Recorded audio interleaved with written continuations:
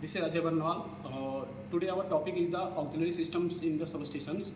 Actually क्या है, हमारा जो ऑक्सिलरी सिस्टम है सब स्टेशन में वो बहुत इंपॉर्टेंस रखता है क्योंकि हमारा जो प्रोटेक्शन सिस्टम होता है जो डिपेंड करता है डीसी सिस्टम पे।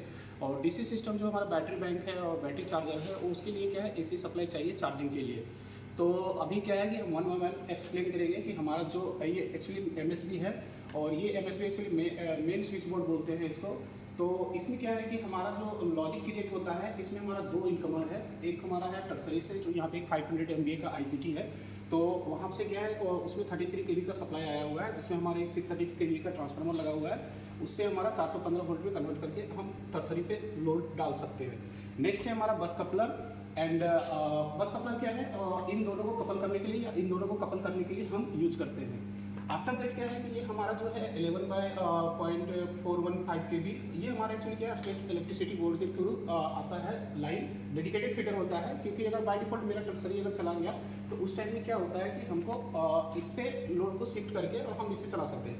अब operation and maintenance point of view से ये बहुत बड़ा इंपॉर्टेंट रोल रहता है। ये जो सोर्स है यहाँ पे दो और साथ में बस कपलर एक्चुअली क्या हम ये तीनों को एक साथ कभी भी नहीं ले सकते हैं क्योंकि हमारा लॉजिक ही ऐसा क्रिएट होता है कि अगर हम टर्सरी को ले रहे हैं लोड पे और बस कपलर को ले रहे हैं तो उस कंडीशन में क्या है कि हमारा ये नहीं आएगा। मतलब as a operation point of view safety point of view क्योंकि ये स्टेट इलेक्ट्रिसिटी बोर्ड का सप्लाई है ये टर्सरी का सप्लाई है। इन केस दोनों का अगर फेज सीक्वेंस सेम नहीं रहेगा और फ्रीक्वेंसी डिफरेंट रहेगा तो देख माइट भी मतलब ब्लास्ट कर सकता है। इसलिए हम लोग ऐसा करते हैं कि इन तीनों के बीच में ऐसा लॉजिक क्रिएट करते हैं कि कोई दो को ही हम एट ए टाइम ले सकें। अब जैसे अब ये सप्लाई को अभी क्या है हमारा टर्सरी ऑन है। अभी समझ इसको मैं हटा देता हूँ ऑफ कर देता हूँ तो उस कंडीशन में क्या है मैं जब इसको लूँगा देन बस कपलर को लूँगा तो क्या आएगा ये नहीं आएगा पिक्चर में।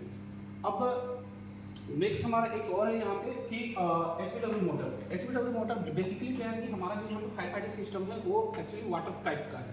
तो हमारे लिए क्या है यहाँ पे एक 125 किलोवाट का ये लगा हुआ है SPW मोटर जिसके लिए क्या है वो एक्चुअली उसका करंट कैपेसिटी ज़्यादा है तो हम उसके लिए क्या है डेडिकेटेड ACB लगाए हुए हैं।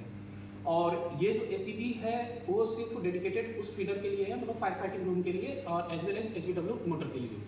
अभी क्या है कि ये जो हमारा यहाँ पे आप कुछ देख रहे होंगे ये हमारा TNC स्विच है, ये मेरा AC मीटर्स है, वोल्ट मीटर्स है एंड मीटर सिलेक्टर स्विच है, ये लोकल रिमोट है। अभी हमारा क्या है कि ये लोकल में है इट मीन्स क्या है हम इसको स्विचिंग लोकल में कर सकते हैं।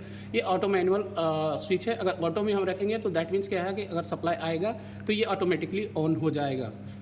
नाउ ये बस कपलर है सेम एज इट इज। ये मीटर सिलेक्टर स्विच है, ये लोकल रिमोट सिलेक्टर स्विच है और ये ऑटो मैनुअल सिलेक्टर स्विच है। अभी ये भी ऑन है ये और ये ऑन है, ये अभी आप देखेंगे कि ऑफ है।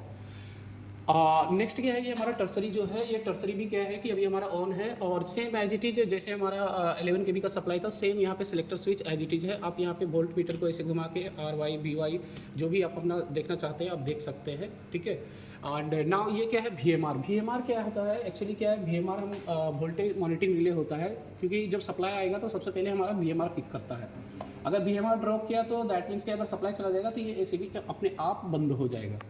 तो अभी क्या है इसका जो कंट्रोल डायग्राम होता है पावर डायग्राम वो हम ब्रीफली एक्सप्लेन करेंगे। अब इससे क्या है कि देखिए हमारा जो फीडर है ये जो मेन फीडर है जैसे MLDB main lighting distribution board ACDB feeder 2 ये ACDB को जा रहा है।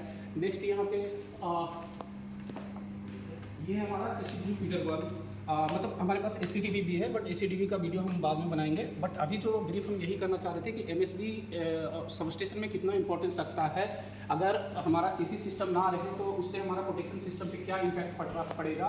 तो ये बहुत बड़ा इंपॉर्टेंस रखता है हमारे लिए क्योंकि AC सिस्टम जो है सबस्टेशन में बहुत जरूरी होता है क्योंकि हमको प्रोटेक्शन सिस्टम जो पूरा इंटैक्ट प्रोटेक्शन सिस्टम होता है वो हमारा DC पे डिपेंड करता है और DC को हम चार्ज करते हैं AC के through as well as illumination में इसका काम आता है। और भी जो हमारा स्विंग चार्ज वगैरह जो ब्रेकर का मोटर है तो उसमें भी हमारा क्या है AC सप्लाई की ज़रूरत पड़ता है। Thank you. इसका हम जो है ब्रीफ में आपको कंट्रोल डायग्राम बताएंगे और पावर डायग्राम और जल्दी हम इसका एक वीडियो अपलोड करेंगे इस पैनल के रिगार्डिंग इसका कंट्रोल डायग्राम और पावर डायग्राम क्या होता है, इसका स्विचिंग कैसे करते हैं ब्रेकर को कैसे मतलब इसका कंट्रोलिंग होता है, कैसे हम लॉजिक क्रिएट करते हैं तीनों के बीच में कि कोई दो ही आए पिक्चर में, ऐसा नहीं कि तीनों आ जाए। तो ये चीज़ें हम आपको एक्सप्लेन करेंगे नेक्स्ट वीडियो में।